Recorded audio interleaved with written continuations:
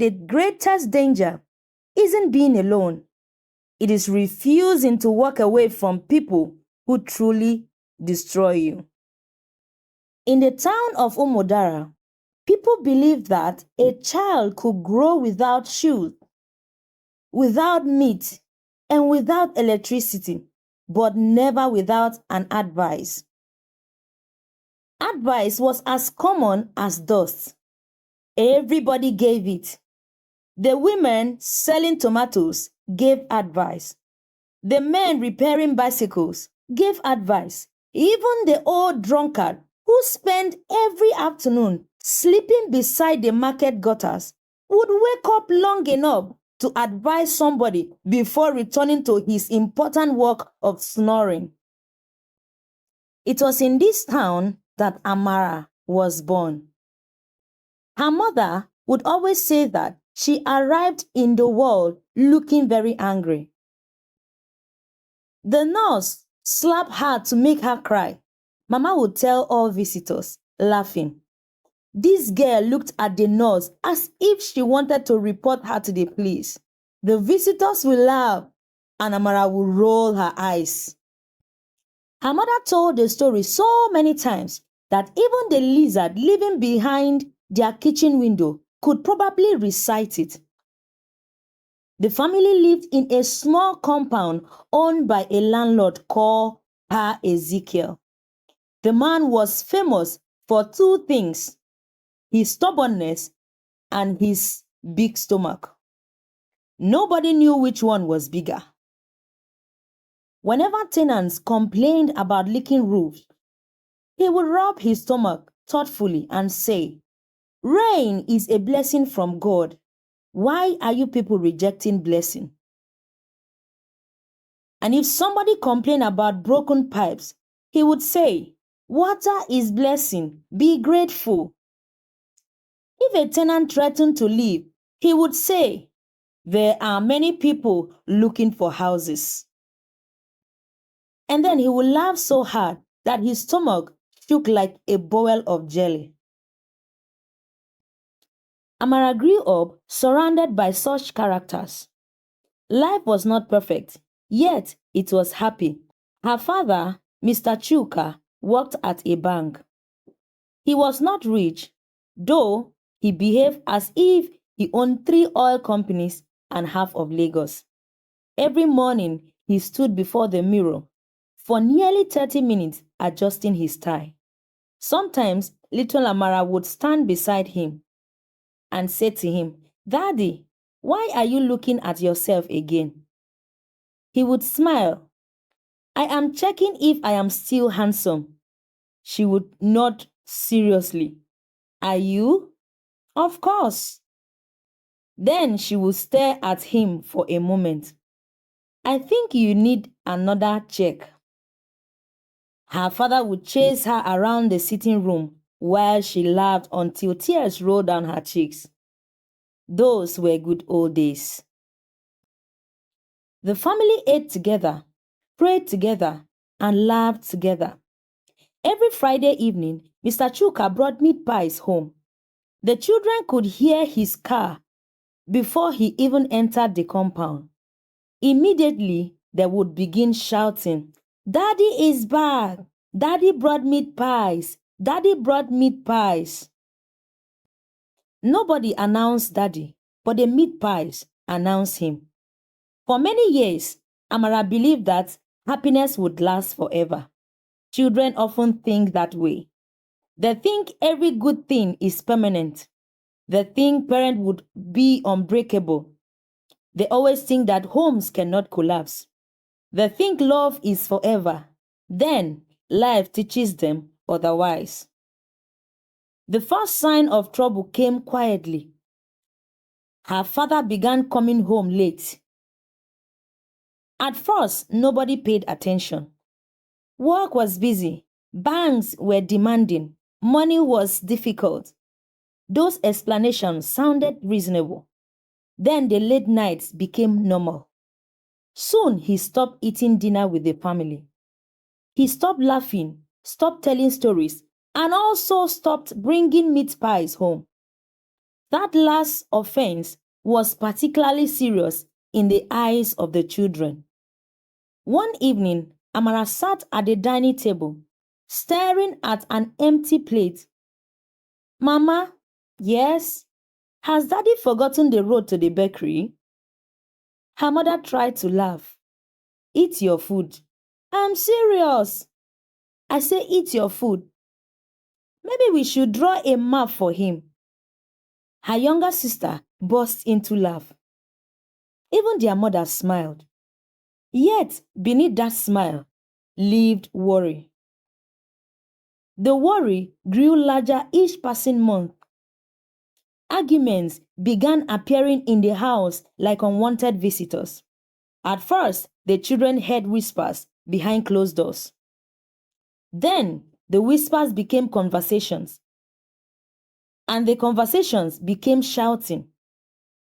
One night, Amara woke up to raised voices. She sat upright on her bed. Her parents were arguing. The words drifted through the wall. I am tired, Chuka. Lower your voice. No, I will not lower my voice. The children are sleeping. The children already know something is wrong. Amara pulled her blanket closer. Her stomach tightened. For the first time in her young age, she felt afraid inside her own home. The next morning, her father behaved as if nothing had happened. He ate breakfast, read newspaper, and asked everybody about school. His performance deserved an award. Only his eyes betrayed him. They looked elsewhere whenever her mother spoke. As months passed, the distance between her parents grew. Then came the day that changed everything. Amara was 13. The afternoon sun hung lazily above the compound. Children played football outside. A woman nearby was quarreling with a fish seller. Nothing warned Amara that her own world was about to split apart. She returned from school and noticed two suitcases beside the sitting room door. At first, she thought somebody was traveling. Then, she saw her mother's face. The woman looked as though she had cried until no tears remained. Her father stood nearby, silent and uncomfortable, like a man who wanted to run away from answering questions. Daddy? No answer. Daddy, who is traveling? Still, there was no answer. The silence frightened her more than any word could. Her younger sister appeared behind her. The girl looked confused. Their mother turned away. Then Chuka cleared his throat. I need to leave. Amara blinked. Leave to where? For some time. Why? The room became quiet. Outside, children were still shouting over the football. Inside, a family was breaking apart. Then, finally, he spoke. Sometimes, adults have problems children cannot understand. Amara stared at him. I can understand, just tell me. He looked away. Not the words, or not the living, but the looking away. As though meeting her eyes was harder than walking out of the door. Her mother began crying again. Her younger sister clung to her wrapper. Amara felt something strange happening inside her chest. A heaviness, a pain, a confusion she could not explain. Then her father said the sentence that would follow her for years. Sometimes people stop loving each other. The words landed like stones, heavy, cold, and permanent. He picked up his suitcase. For a moment, Amara expected him to stop, to change his mind. to laugh and say it was all a misunderstanding, that it was all a prank. Instead, he walked toward the door. Daddy! He paused. Yes? When are you coming back? He hesitated, only for a second. Yet, that second told her everything. A person who plans to return never hesitates. I don't know. Then he left. Just like that. No thunder, no earthquake, no dramatic music. One man carrying suitcases. One door closing behind him. One family left standing in silence. Many years later, Amara would struggle to remember what she ate that evening. Yet, she would always remember that door. The sound it made when it closed. The finality of it, and the cruel simplicity. Because sometimes, a life changes not with an explosion, but with a click. A simple click. The sound of somebody choosing to leave. When Mr. Chuka left his family, he did not carry only 2 suitcases from the house. He carried away something nobody could see. He carried away the peace that once lived there. The compound remained the same. The landlord still shouted at tenants over little things. The old woman across the street still fought with her chicken every morning. The chickens always won because they never listened. The sun still rose each day. Children still played football in the dusty field behind the houses. Life continued. Life always continued. But the problem was that Amara did not continue with it. At least, not immediately. For many months, she moved through life like somebody searching for an object she had lost. Sometimes, she sat quietly in the sitting room while her mother watched television. Some other times, she stood beside the window looking at people walking along the road. And sometimes, she listened for a car engine she knew would never stop at their gate. Her father called occasionally during the first year. Then the calls became shorter as time passed.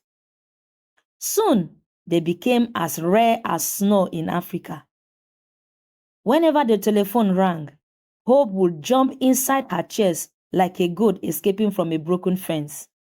Then, disappointment would arrive. The call would be from an aunt, a customer, a neighbor,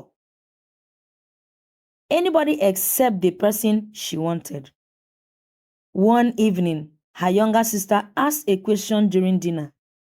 Children had a gift for creating trouble without intending to. Mama, has Daddy forgotten our address?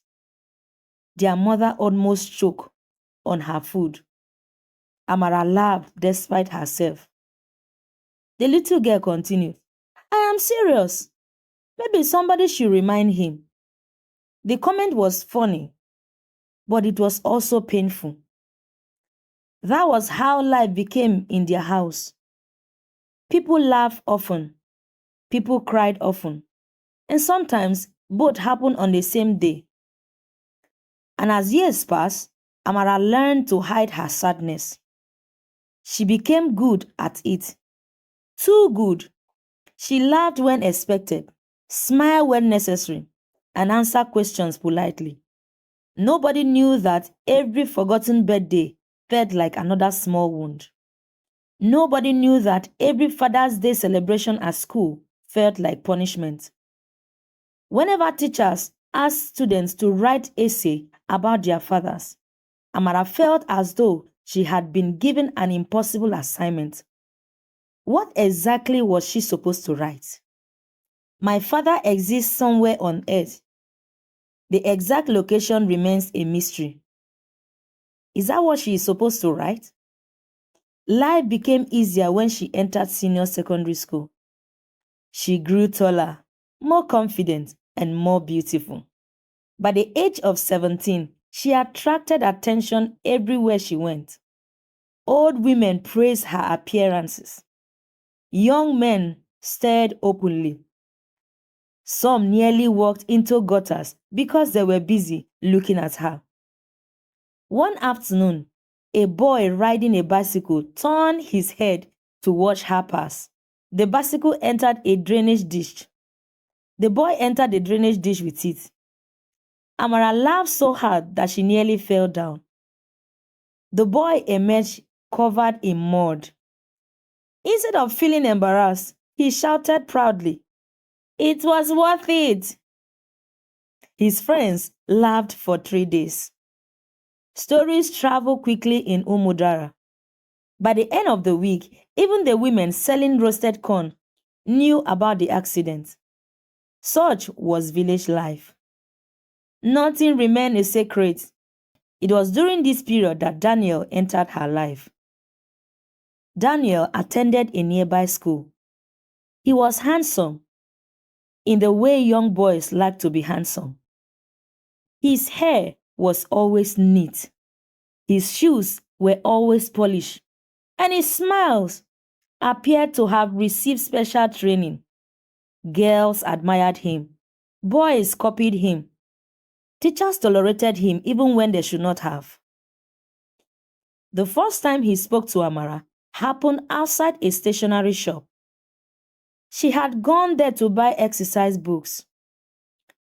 As she stepped outside, somebody blocked her path. It was Daniel. He smiled. "Hello?" Amara frowned. "Do I know you?" "No." "Then why are you smiling like that?" Daniel looked confused. "Like what?" "Like somebody who borrowed money and has no intention of paying it back." The boy burst into laughter. People nearby turned to look. Amara immediately regretted speaking. She had not intended to be funny. Unfortunately, Daniel found her hilarious. For the next few weeks, he appeared everywhere, near the school gate, at the market, near the football field, even at church youth meetings. At some point, Amara became suspicious. The boy appeared so frequently that she wondered whether he had secretly rented a room inside her handbag. One afternoon, she confronted him. "Why do I keep seeing you?" Daniel grinned. "Because God created the earth for all of us." Amara rolled her eyes. "You are very annoying." "I prefer charming." "No, annoying." "I can live with that." Their friendship grew from there. Daniel knew how to make people laugh. He told stories with dramatic gestures. He exaggerated everything.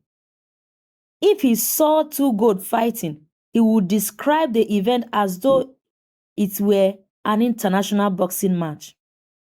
One evening, he told Amara about a neighbor who attempted to impress a woman by lifting a bag of cement. "What happened?"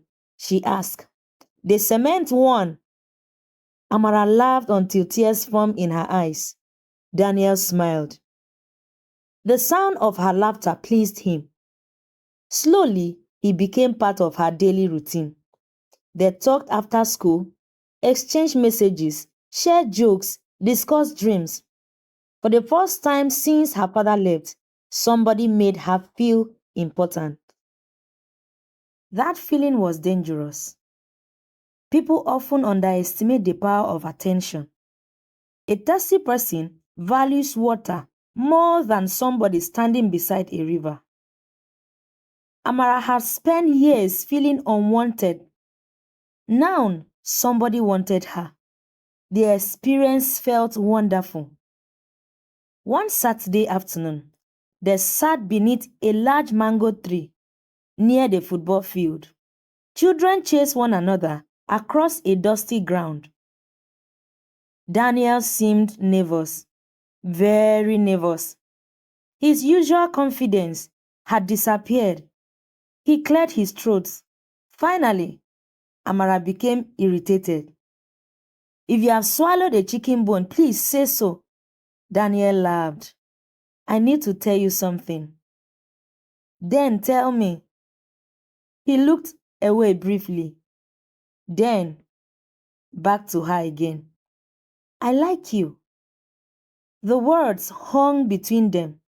Simple words, but yet powerful. Amara felt her heart beat faster.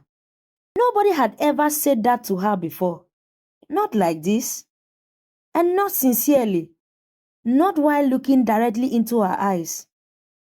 For a moment, she forgot every disappointment, every lonely birthday, every unanswered phone call, every painful memory. All she saw was a boy choosing her. Daniel smiled nervously. Say something. Amara lowered her eyes. I don't know what to say. You can just say that you like me too. The answer made her laugh. Then she blushed. Then she laughed again. That afternoon marked the beginning of their relationship. At first, everything felt magical. Daniel called consistently. Sometimes he called simply to ask what she was eating. Some other times he would call because he claimed he missed her voice. One evening, he called while she was eating. What are you doing? I am eating. And what are you eating? I'm eating rice. What type of rice? Amara stared at the phone. Daniel, yes? You need a hobby. The boy laughed so loudly that his mother shouted from the background. Those early months felt beautiful. Too beautiful, like a market trader who smiled too much while selling goods. A wise person would have become suspicious. Amara was not suspicious. She was happy. That small happiness blinded her to small warning signs. At first, Daniel wanted to know where she was, then who she was with, and then why she spoke to certain boys. Then again, why certain boys spoke to her. The questions increased gradually, like weeds growing around a house. By the time she noticed them, they were everywhere. One afternoon, he became angry because she greeted a male classmate. Another day, he complained because she laughed at somebody's joke. A week later, he accused her of ignoring him because she spent time with friends. Whenever Amara protested, Daniel looked hurt, deeply hurt. You know I love you. The words always softened her. Love. That word possessed enormous power over a girl who had spent years feeling abandoned. Soon, she began changing little things to keep him happy. Then larger things. She spent less time with friends, less time with classmates, and less time doing things she enjoyed. Without realizing it, her world became smaller. Everything revolved around Daniel. One evening, her friend Ifoma finally spoke her mind. The girl sat beneath a tree, eating roasted corn. Ifoma watched Amara carefully. You are disappearing. Amara laughed. I'm sitting right here with you. You know what I mean? No? Yes, you do. Amara became quiet, and Ifoma shook her head. That boy controls you too much. He loves me. He controls you too much. He worries about me. The conversation continued until both girls became tired. Amara refused to listen. She could not listen. because listening would force her to confront something she was not ready to admit. She needed Daniel, or at least she believed she did, because somewhere deep inside her remained the frightening little girl standing beside two suitcases while her father walked away. That girl still feared abandonment. That girl still feared rejection. That girl still believed that being chosen was the greatest gift in the world. She did not yet understand that some gifts arrive carrying poison. She would learn that lesson soon enough. A person does not wake up one morning and become broken. The process is usually very slow, so slow that nobody notices, not even the person breaking. When Daniel finally left, Amara thought she would die. Looking back later, she would laugh at the exaggeration. Human beings survive many things. They survive heartbreak, embarrassment, hunger, disappointment, even Lagos traffic. Yet, at 19, heartbreak felt like the end of the world. The funny thing was that Daniel did not leave because of a major fight. There was no dramatic scene, no flying chairs, no slaps, no tears. One day, he simply became distant. His messages grew shorter.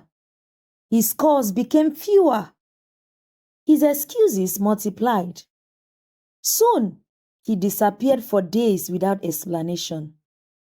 Amara noticed the change immediately. A woman could sense trouble long before it arrived. Unfortunately, sensing trouble did not always mean avoiding it. At first, she blamed herself. Maybe she talked too much. Maybe she talked too little. Maybe she was too emotional. Maybe she was not even emotional enough. Maybe she was not demanding.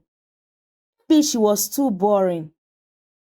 The list continued growing until she nearly convinced herself that she was responsible for the collapse of the Roman Empire.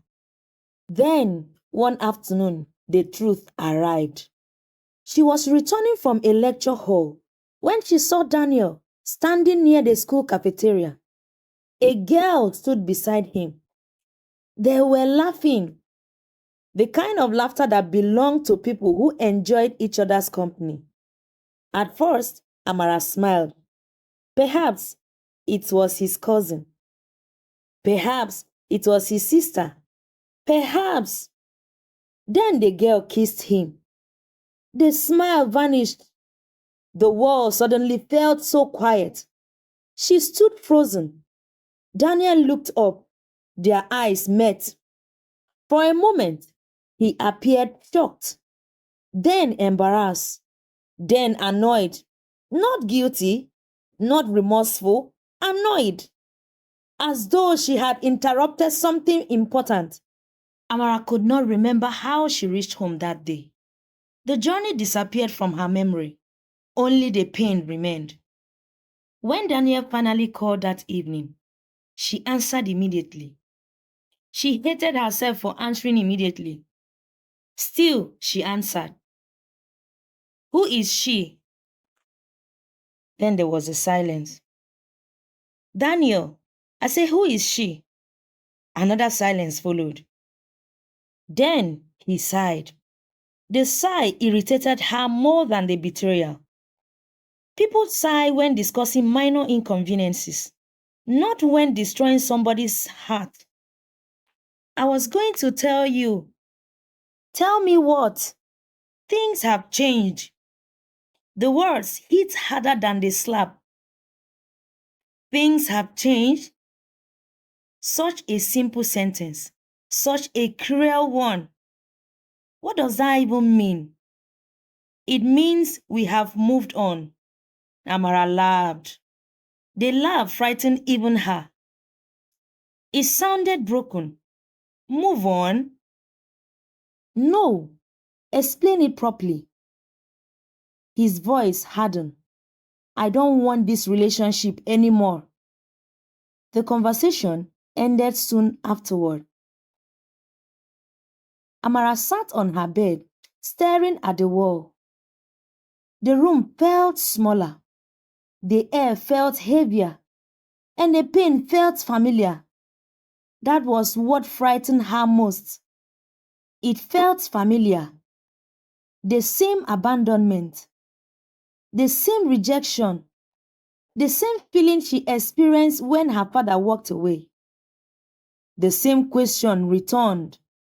Why was she never enough? For months she struggled. She cried, she prayed, refused food, listened to sad songs.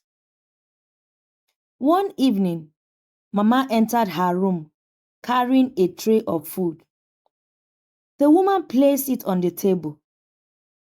Eat. I am not hungry. I say you should eat. Mama.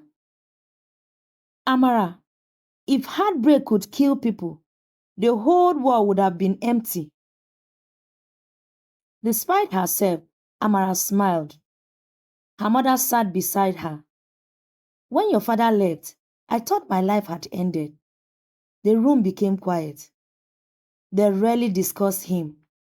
But did he end? Amara asked softly. Her mother shook her head. No. What did you do? I cried. Amara nodded. Then I cried again. And after that, what did you do? I continued living. The answer sounded simple. Too simple. Yet it stayed with her.